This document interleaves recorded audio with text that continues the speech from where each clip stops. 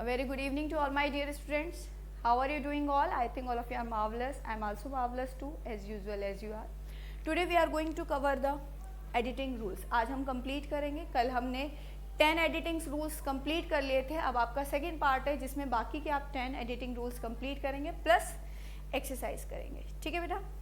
तो we have done subject verb agreement. हमने क्या सीखा अभी तक कि हमें जितने नंबर ऑफ सब्जेक्ट है उसके अकॉर्डिंग वर्ब यूज करनी है. सिंगुलर सब्जेक्ट है तो सिंगुलर वर्ब, प्लूरल सब्जेक्ट है तो प्लूरल वर्ब यूज करना है और अलग अलग केस में इन चीज़ों को ध्यान रखना है. Now the rule number 11. Rule number 11 क्या कहता है? रूल नंबर 11 ये कहता है when the nouns are compound in form of making one unit the verb must be singular. अगर दो नाउन इनको कंपाउंड कर लिया मीन्स एक साथ यूज किया गया और वो एक यूनिट बन गए, दोनों एक यूनिट बन गए तो वर्ब जो है वो सिंगुलर यूज होगी. एग्जांपल देखिए, ब्रेड एंड बटर. बेटा ब्रेड भी एक नाउन है और बटर भी एक नाउन है. इन दोनों को आपस में कंपाउंड किया गया एंड से और ये दोनों एक यूनिट बन गए. कैसे कि ब्रेड को आप बिना बटर के यूज नहीं करेंगे, बटर के लिए ब्रेड चाहिए. दोनों ही सिंगल यूनिट है तो जब सिंगल यूनिट है तो जो आपकी वर्ब यूज होगी वो सिंगुलर वर्ब यूज होगी. और मैं बता चुकी हूँ सिंगुलर के साथ इज यूज होगा. Bread and butter is their only food. उनका खाना सिर्फ ब्रेड और बटर है. Second, here comes my friend and philosopher. Here comes, देखो मेरा फ्रेंड और फिलोसफर आ गया है. Here comes my friend and philosopher. तो मेरा फ्रेंड और फिलोसफर एक ही पर्सन है, मेरा ही फ्रेंड फिलोसफर है. ये कंपाउंड होके एक यूनिट बन गया तो यहाँ पर कम्स यूज हुआ. आपको सभी को पता है प्रेजेंट इंडेफिनिट टेंस में एस या ईएस यूज होता है. किसके साथ? सिंगुलर के साथ. ठीक है बेटा, चलिए write down the rule number 11, फिर हम रूल नंबर 12 करते हैं. चलिए बेटा, now look at the rule number 12. Rule number 12 क्या कहता है बेटा कि when a sentence begins with there the verb must agree with the noun that follow its. मतलब जब आप सेंटेंस स्टार्ट करते हैं और देयर से शुरू करते हैं, ठीक है, देयर से स्टार्ट करते हैं तो क्या करना है, आपको जो वर्ब लगानी है उसके बाद जो नाउन है उस नाउन को ध्यान में रखकर लगाना है कि सिंगुलर नाउन है या प्लूरल नाउन है, उसके अकॉर्डिंग वर्ब लगेगी. जैसे कि there are 10 apples in the basket. There से शुरू हो गया. अब आप यहाँ पर देख रहे हैं 10 एप्पल्स. 10 एप्पल्स, एप्पल एक से ज्यादा है, प्लूरल वर्ब है तो इसलिए यहाँ पर जो वर्ब यूज हुई वो कौन सी वर्ब यूज हुई बेटा? Plural verb. तो there are 10 apples in the basket कि बास्केट में 10 एप्पल है. There is a swimming pool in my house. अब देखिए देयर फिर जो वर्ब है यहाँ पर जो काम हो रहा है मीन्स स्विमिंग पूल कितने हैं? एक. आ मीन्स एक तो सिंगुलर है, सिंगुलर नाउन है. सिंगुलर नाउन के अकॉर्डिंग जो वर्ब यूज होगी वो भी सिंगुलर वर्ब यूज. तो जब भी आपको एरर फाइंडिंग में देयर से कोई सेंटेंस नजर आए तो आप यहाँ पर देखेंगे कि ये नाउन सिंगुलर है या ये नाउन प्लूरल है. जैसे ऊपर प्लूरल है और नीचे सिंगुलर है, उसी के अकॉर्डिंग वर्ब यूज की गई है. इसमें प्लूरल वर्ब और इसमें सिंगुलर वर्ब. क्लियर हो गया? राइट डाउन कीजिए रूल नंबर 12, उसके बाद हम रूल नंबर 13 करते हैं. चलिए बेटा, now see the rule number 13. अब हम रूल नंबर 13 देखते हैं. बेसिकली जो आपका एरर फाइंडिंग आता है उसमें टेंसेस बेस्ड काफ़ी सारी मिस्टेक्स होती हैं. तो आपको सबसे पहले जब भी एरर फाइंडिंग करनी है तो सारी लाइनों को शुरू से लेकर लास्ट तक पढ़ना है और रिकॉग्नाइज करना है कि ये किस टेंस में बात कर रहा है. ये टेंस बेस्ड कुछ स्ट्रक्चर है जिसको आपको समझना है. देखिए जब भी आपको सब्जेक्ट के साथ इज एम नज़र आता है, इज एम आर या वॉज वर नजर आता है या विल बी और शैल बी नजर आता है तो आप वर्ब की फोर्थ फॉर्म यूज करेंगे. और फोर्थ फॉर्म जो होती है वर्ब की वो आईएनजी फॉर्म होती है. ध्यान दीजिए, वर्ब की first form, second form, third form, fourth form. First form जैसे कि डू है, सेकंड फॉर्म हो गई डिड, थर्ड फॉर्म हो गया डन और वर्ब की फोर्थ फॉर्म जो होती है उसमें आईएनजी लग जाता है, यानी कि डू के साथ आईएनजी लग जाएगा डूइंग. ठीक है बेटा, तो जब भी आपको सेंटेंस में इज एम आर सब्जेक्ट के साथ नजर आए, वॉज वर नजर आ जाए या विल बी या शैल भी नजर आ जाए तो आप आईएनजी जरूर लगाएंगे, ठीक है। वो कंटिन्यूअस फॉर्म दिखाती है। कौन सी फॉर्म दिखाती है? कंटिन्यूअस। कंटिन्यूअस कैसे बनता है? रहा है, रही है, रहे है प्रेजेंट में, पास्ट में रहा था, रही थी, रहे थे, और फ्यूचर में रहा होगा, रही होगी और रहे होंगे। मीन्स जब हम बोल रहे हैं अगर वो काम अभी हो रहा है तो प्रेजेंट में हो रहा है, जब हम बोल रहे हैं और वो काम पास्ट में हो रहा था तो वो पास्ट कंटिन्यूअस है, और जब हम बोल रहे हैं और वो काम फ्यूचर में हो रहा होगा तो वो फ्यूचर कंटिन्यूअस होगा। देखिए example, Radha is singing, Radha गाना गा रही है, तो यहाँ पर इज एम आर आ गया, और सिंग वर्ब की फोर्थ फॉर्म आपको दिख गई, I N G form. Next, they were reading, were आ गया यानी कि पास्ट की बात हो गई, रीड के साथ आपको आईएनजी फॉर्म दिख गई। Rohan will be flying to the USA next month, Rohan जो है अगले महीने यूएसए जा रहा होगा, तो फ्लाई के साथ आपको आईएनजी मिल गया। ध्यान, बस कुछ चीजें ध्यान रखनी है कि अगर आपको ही मिल जाए, शी मिल जाए, इट मिल जाए और नेम मिल जाए तो प्रेजेंट में इन सबके साथ आपको इज नजर आएगा बेटा।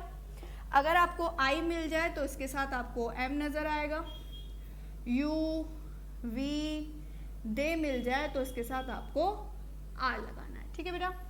इसी तरीके से इसमें है, आई के साथ आपको वॉज लगाना है, ही के साथ, शी के साथ, इट के साथ और नेम के साथ, इन सब के साथ वॉज यूज होगा, यू, वी और दे के साथ वर यूज होगा। ध्यान दीजिए, आपके दिमाग में एक चीज बैठी हुई है कि सिंगुलर के साथ आप वॉज लगाते हैं, प्लूरल के साथ वर लगाते हैं, लेकिन आई के साथ क्या यूज हुआ है यहाँ पर? वॉज। आई के साथ वॉज तभी यूज होता है जब एक्चुअल बात होती है, ड्रीमिंग कंडीशन नहीं होती। जैसे मैंने कहा अगर मैं बर्ड होती तो मैं उड़ रही होती, इफ आई वर, तो आप ड्रीमी कंडीशन के साथ वर लगाएंगे, अदरवाइज एक्चुअल कंडीशन के साथ आप वॉज लगाएंगे। इसी तरीके से विल बी और शैल बी में विल बी और शैल बी, आई और ई के साथ शैल बी लगेगा, बाकी सभी के साथ विल बी लगेगा, ही, शी, इट, नेम, यू और दे। ये तो मैंने आपको बेसिक इन्फॉर्मेशन दे दिया। अब आके आपको ये ध्यान रखना है कि जब भी आपको ज़मान नजर आए, वॉज वर नजर आए, विल बी शैल बी नजर आए तो आप आईएनजी लगाएंगे। आप एरर में ये ध्यान देंगे कि आईएनजी लगा है या नहीं लगा है, ठीक है बेटा। जल्दी से राइट डाउन कीजिए rule number. Now look at the rule number 14 कि रूल नंबर 14 क्या कहता है कि अगर सब्जेक्ट के साथ आपको हेल्पिंग वर्ब नजर आती है, हैज, हैव या हैड, तो आप वर्ब की कौन सी फॉर्म यूज करेंगे? Third form. अगर आपको इसके साथ विल हैव नजर आ गया तो भी आप वर्ब की कौन सी फॉर्म यूज करेंगे बेटा? Third form.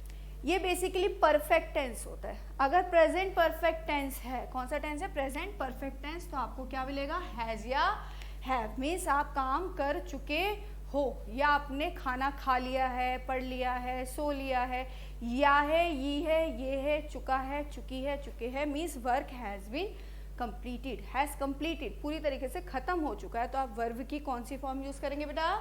Third form.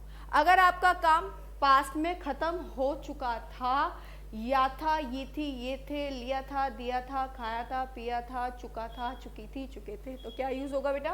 Had. आपका काम फ्यूचर में कंप्लीट हो चुका होगा, या होगा, ये होगी, ये होंगे, तो विल हैव, और इन सभी के साथ वर्ब की थर्ड फॉर्म यूज होगी। एग्जाम्पल देखिए, Anita has done her work, means Anita अपना काम पूरा कर चुकी है, या अनीता ने अपना काम पूरा कर लिया है। जरूरी नहीं है कि आपको चुकी है नजर आए, अगर आपको या है भी नजर आता है तो भी ये आपका कौन सा टेंस है?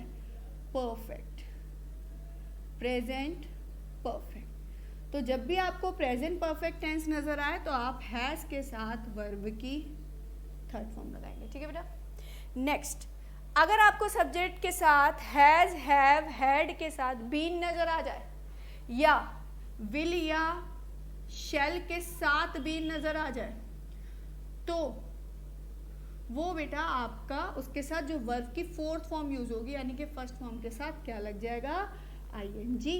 अभी मैंने आपको बताया फोर्थ फॉर्म क्या होती है, आईएनजी। तो जब बात होती है परफेक्ट कंटिन्यूअस की, मीन्स काम तो कंप्लीट हो चुका है लेकिन कुछ टाइमिंग की बात हो रही है। जैसे मैं सुबह से कपड़े धो रही हूँ, तो इसमें पहचानने का तरीका है रहा है, रही है, रहे हैं, प्लस टाइम जरूर होगा। जैसे they have working since last Sunday, तो ये लास्ट संडे जो है बेटा क्या है, टाइम। और ये आपकी कौन सी फॉर्म है, फोर्थ फॉर्म, आईएनजी फॉर्म। तो जब आपको हैज हैव के साथ फोर्थ फॉर्म नजर आए तो टाइम भी होता है, और ये जो होता है वो आपका परफेक्ट कंटिन्यूअस होता है, परफेक्ट कंटिन्यूअस टेंस। इसी तरीके से पास्ट में अगर परफेक्ट कंटिन्यूअस होगा तो हैड बीन प्लस वर्ब की first form plus ING. Future में परफेक्ट कंटिन्यूअस होगा तो विल, शैल प्लस बी,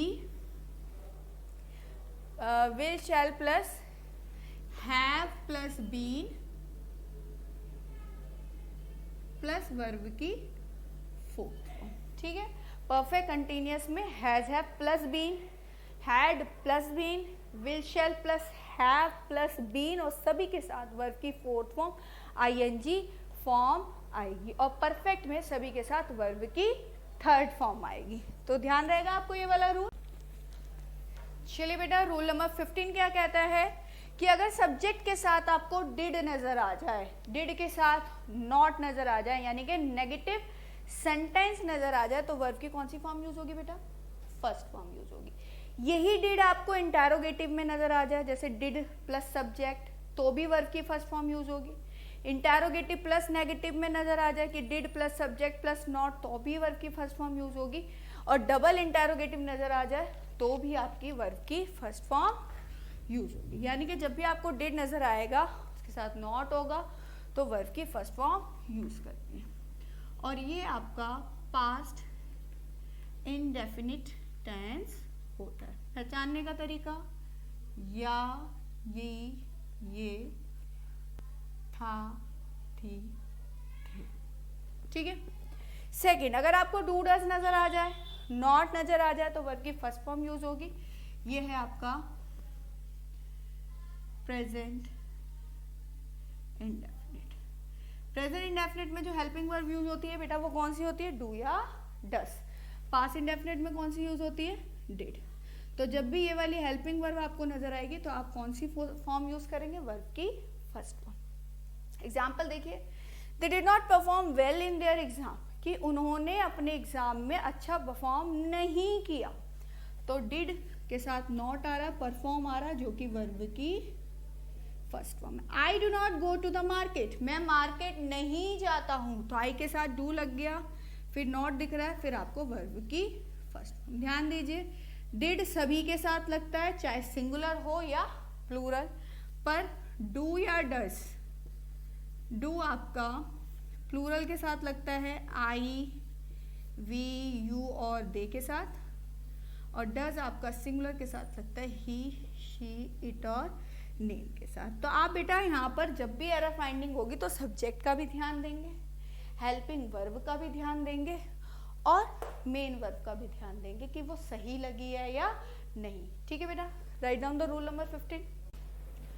चलिए बेटा, now look at the rule number 16। Rule number 16 क्या कहता है कि अगर आपको सब्जेक्ट मिलता है वर्ब की फर्स्ट फॉर्म, उसके साथ SEIS लगेगा, कब, जब प्रेजेंट इंडेफिनिट टेंस होगा।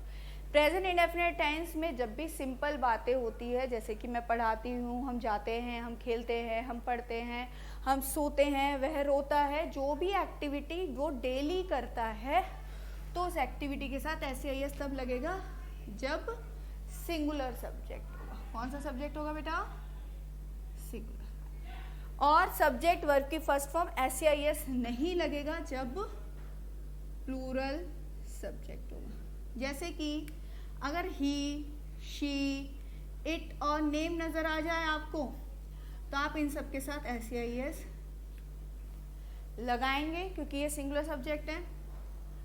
आई, वी, यू और दे नजर आ जाए तो आप इसके साथ SEIS नहीं लगाएंगे क्योंकि ये प्लूरल सब्जेक्ट है। तो प्रेजेंट इंडेफिनिट टेंस को पहचानने का तरीका क्या है? जो काम आप डेली करते हैं, इर्रेगुलर कभी कभार करते हैं, न्यूज़पेपर की हेडलाइन या यूनिवर्सल ट्रुथ, ये सभी आपके प्रेजेंट इंडेफिनिट टेंस में आते हैं। और इसमें आपको ध्यान रखना है सिंगुलर के साथ वर्ब की फर्स्ट फॉर्म के साथ SEIS मिलेगा, प्लूरल के साथ वर्ब की फर्स्ट फॉर्म मिलेगी, SEIS नहीं मिलेगा। ध्यान दीजिए, सब्जेक्ट के साथ वर्ब की सेकेंड फॉर्म यूज होगी अगर पास्ट इंडेफिनिट होगा। पास्ट इंडेफिनिट क्या होता है कि लास्ट में या ये लगा हो या था, थी, थे लगे। जैसे मैंने काम कर लिया, हमने अपना लंच कर लिया, हम वहाँ गए।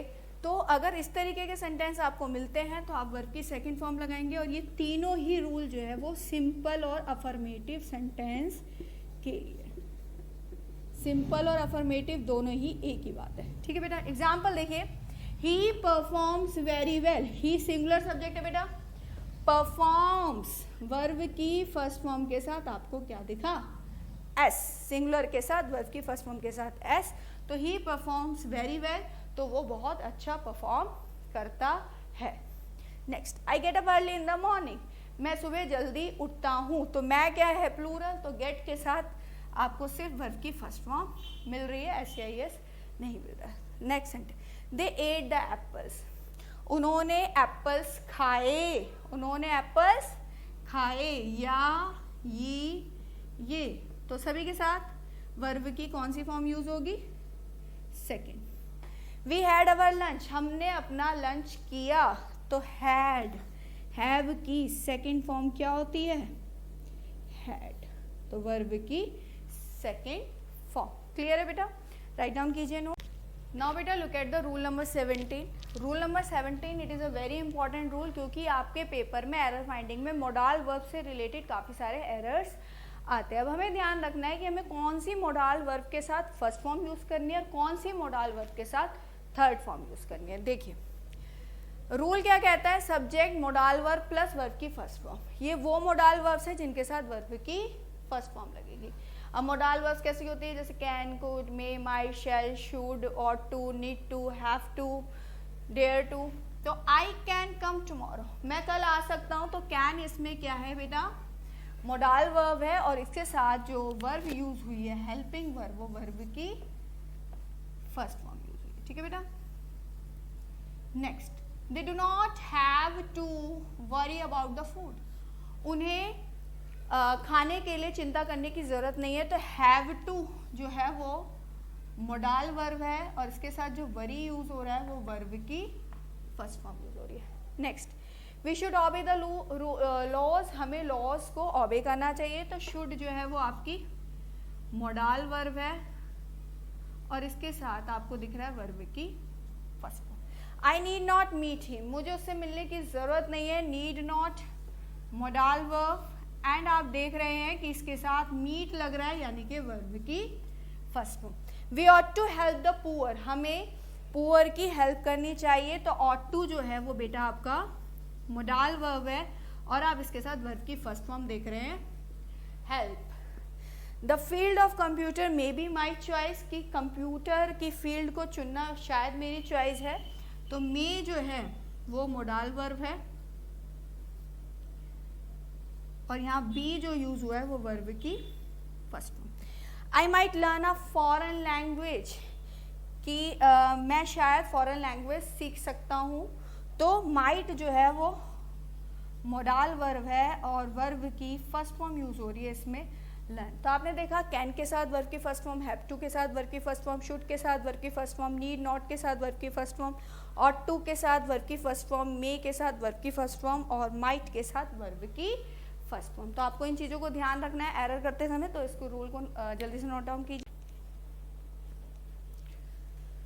चलिए बेटा, now the rule number 18। Rule number 18 क्या कहता है कि अगर मोडाल वर्ब के साथ आपको हैव नजर आ जाए, क्या नजर आ जाए? हैव, तो आप वर्ब की थर्ड फॉर्म पर लगाएंगे। अभी 17 रूल में आपने पढ़ा था कि हैव नहीं था, सिर्फ मोडाल वर्ब थी, तो वर्ब की फर्स्ट फॉर्म यूज हुई थी।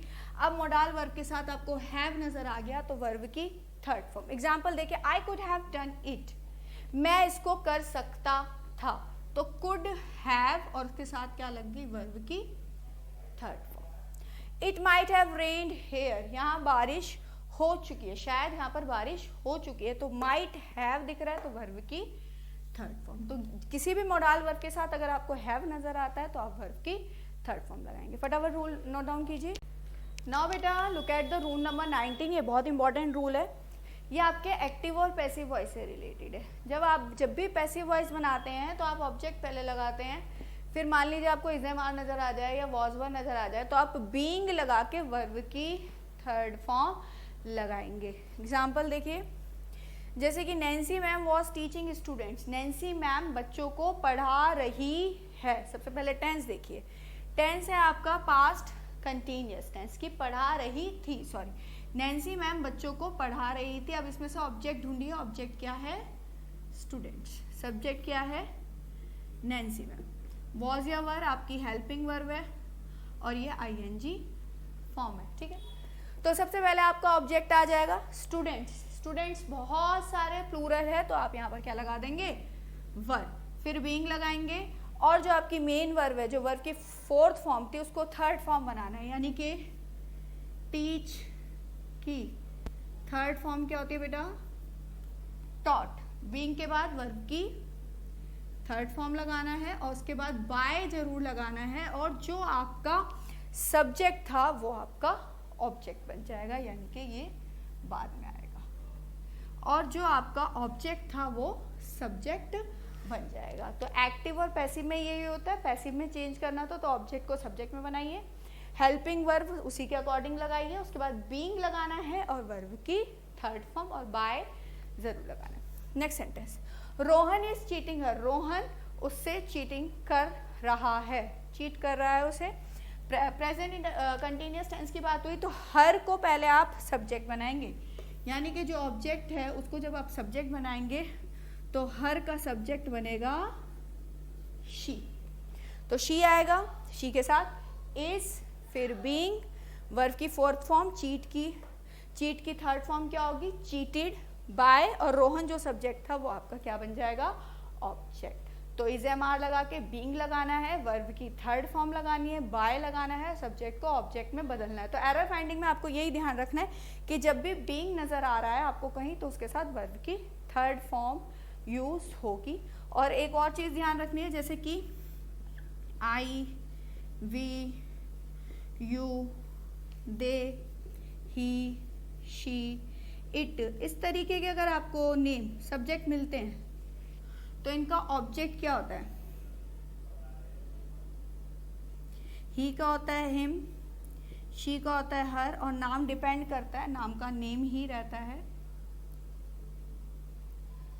यू का यू ही रहता है, वी का अस होता है, दे का डैम होता है और आई का मी होता है। अगर आपको लास्ट में इस तरीके से ऑब्जेक्ट नजर आए तो आप इसको सब्जेक्ट बनाते समय ये यूज करेंगे। और दूसरी बात मैंने बताई कि अगर इस तरीके से मिले तो बीइंग के साथ आपको वर्ब की थर्ड फॉर्म लगानी है। फटाफट नोट डाउन कीजिए। चलिए now students look at the rule number 20 which is your last rule. If anywhere you find the two आपको अगर नजर आता है विच इज अ प्रपोजिशन तो आपको वर्ब की फर्स्ट फॉर्म यूज करनी है। एग्जाम्पल देखिए, I am going to the market to fetch some vegetables. तो फैच यहाँ पर वर्ब की फर्स्ट फॉर्म, मीन्स जहाँ भी आपको टू प्रपोजिशन नजर आ जाए तो उसके बाद आप वर्ब की फर्स्ट फॉर्म लगाएंगे। तो these are the some of the basic rules which has been used while doing error finding. Error finding करते समय आपको इन सभी रूल्स का ध्यान रखना है और इनको अप्लाई करना है। चलिए अब हम अप्लाई करते हैं, पहले आप इसे नोट डाउन कर लीजिए।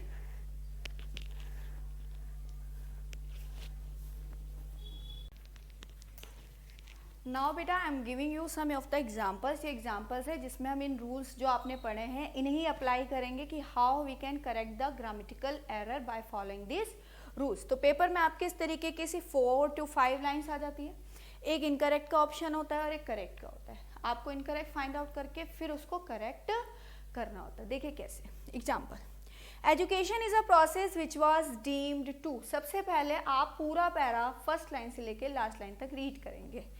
Education is a process which was deemed to develop desirable quality with people. The need of this quality differs by person to person, place to place, but time to time. पहली line ये कहती है कि education एक प्रक्रिया है जिसका main deem और लक्ष्य ऐसा होता है। तो एजुकेशन एक प्रोसेस है, ये बात प्रेजेंट की है और हमेशा ये प्रोसेस रहेगा ही रहेगा, ठीक है। तो यहाँ पर इज बिल्कुल सही है, प्रेजेंट की बात हो रही है। लेकिन विच वाज डीम, जिसका ये लक्ष्य है, जो कि ये करना चाहता है, तो यहाँ पर वॉज नहीं आएगा, यहाँ पर इज आएगा, क्योंकि टेंस रिकॉग्नाइज करना है, किस टेंस में हमें इसको आंसर देना है। डीम टू डेवलप, डेवलप करता है डिजायरेबल क्वालिटी, लोगों के साथ नहीं करता, लोगों के अंदर करता है। Develop desirable quality in people, in people, तो विद रॉन्ग है, इन आएगा।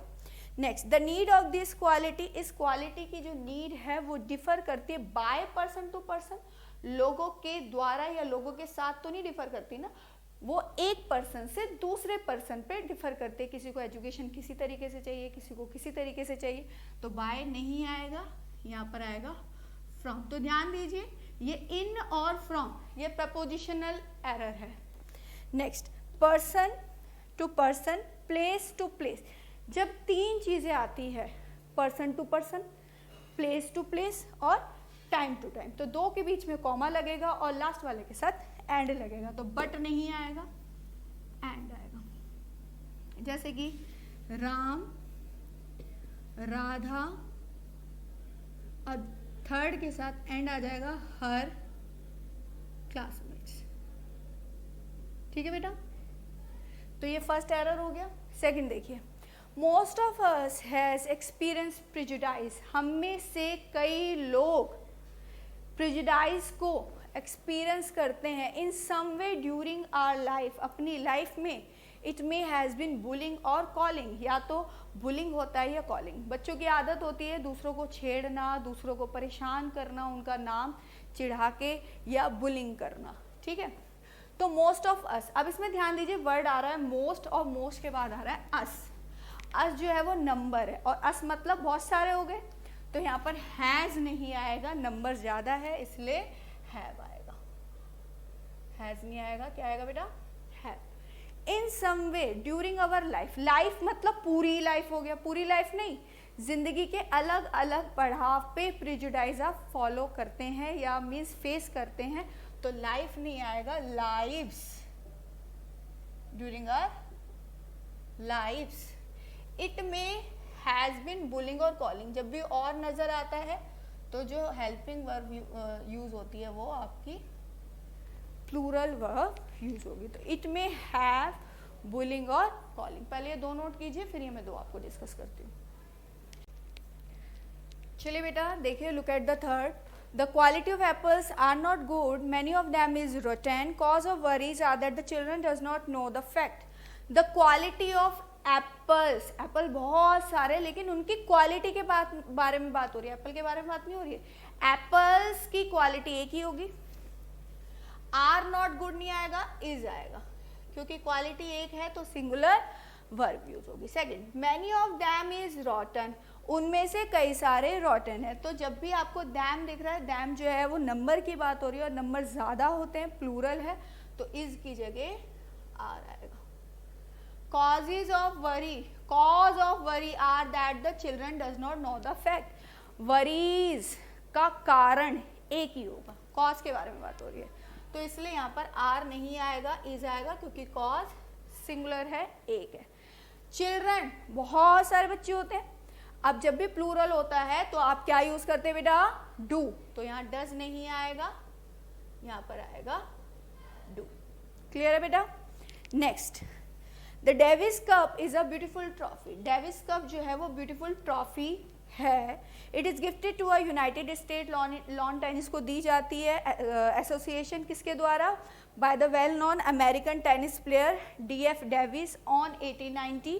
The Davis Cup is a world championship who goes on practically through the year. Several participants of different countries participate in. Davis Cup जो है वो एक beautiful trophy थी, is नहीं आएगा, was. It is gifted, वो दी गई है किसको, यूनाइटेड स्टेट लॉन टेनिस। जब भी एक पर्टिकुलर जगह के बारे में, चीज के बारे में, किसी एसोसिएशन के बारे में बात होगी तो आप आर्टिकल ए ना यूज करके द यूज करेंगे। The United States Lawn Tennis Association by the well-known American tennis player D.F. Davis on 1890. बेटा जब भी ईयर की बात होती है तो आप इन लगाएंगे, लेकिन मैंने कहा आई वॉज बॉर्न ऑन 16 जन 1993, तो जब डेट के साथ ईयर होगा तो आप ऑन लगाएंगे, लेकिन सिर्फ ईयर की बात होगी तो आप इन लगाएंगे। ठीक है बेटा। नेक्स्ट, डेविस कप एक वर्ल्ड चैंपियनशिप है। हु का तो यहाँ कोई सेंस ही नहीं बन रहा, जो कि प्रैक्टिकली हर साल दी जाती है, तो विच आएगा, हु की जगह which. Which goes on practically through the year, नहीं पूरे साल के दौरान चल रही है, थ्रो आउट द ईयर, तो थ्रो की जगह आएगा थ्रो आउट द ईयर, और कई सारे पार्टिसिपेंट इसमें पार्टिसिपेट करते हैं। नेक्स्ट देखिए, the more advantage of a nuclear family are that people get his privacy. More advantage, the most, जब बात की जाती है दा के साथ तो हमेशा मोस्ट ही आएगा, सुपरलेटिव डिग्री आएगी, तो यहाँ पर मोर इम्पॉर्टेंट, सबसे ज़्यादा इम्पॉर्टेंट एडवांटेज मोर जो यूज़ किया जाता है वो दो जरों के बीच में कंपेयर करने के लिए यूज़ किया जाता है, तो ये कंपैरेटिव डिग्री होती है, और जो सभी में सबसे बेस्ट होता है वो मोस्ट होता है। The most important advantage of a nuclear family, nuclear family, a nuclear family, एक न्यूक्लियर फैमिली है तो आर ना यूज करके इज यूज होगा। People get his privacy, people को अपनी प्राइवेसी मिलती है न्यूक्लियर फैमिली में, तो पीपल थर्ड पर्सन है, दे वाले हैं, तो दे के लिए हिज नहीं यूज होता, देयर यूज होता है, तो हिज की जगह बेटा देयर। ज्वाइंट फैमिली में, इन अ ज्वाइंट फैमिली देयर, ये देयर है, दे होता है ना, दे का, दे की कोई, उनको, उनके लिए, तो देयर THEIR आता है, एक देयर होता है THERE कि वहां, और एक देयर होता है THEIR उनका। तो ज्वाइंट फैमिली में कई सारी रेस्ट्रिक्शंस होती हैं, तो THEIR नहीं आएगा, THERE आएगा, देयर। देयर आर रेस्ट्रिक्शंस जो कि आजकल की, जब भी बात होती है बेटा का, की, के, तो आप एपोस्ट्रोफी ऐसे लगाएंगे। टूडेज, तो टूडेज में एस यहाँ ऐसे नहीं आएगा, टूडेज आजकल की। जनरेशन पसंद नहीं करती, जनरेशन पूरी एक जनरेशन के बारे में बात हो रही है, तो सिंगुलर है, डू की जगह डज आएगा। Does not like, they disregard, वो डिसरिगार्ड करते हैं क्या, ज्वाइंट फैमिली की डिसएडवांटेज नहीं, एडवांटेजेस, फायदे को वो डिसरिगार्ड करते हैं और न्यूक्लियर फैमिली में रहना पसंद करते हैं। तो आई होप कि इन 5 एग्जाम्पल से आपको कुछ ना कुछ स्ट्रक्चर थोड़ा बहुत समझ आया होगा एरर फाइंडिंग का। अब हम आगे और एग्जाम्पल्स करेंगे, जैसे जैसे आपको दिक्कत होगी आप मुझसे पूछ सकते हैं। तो now you will write these example. Now we have completed these 5 example of error finding. ऐसे कई सारे एग्जाम्पल्स हैं और जो कि आपके पेपर्स में आते हैं, तो you will follow these basic rules and I make you sure that you are able to do editing after learning these rule. I hope this video will be very useful for you and any of the person who is watching this video. Now thank you so much.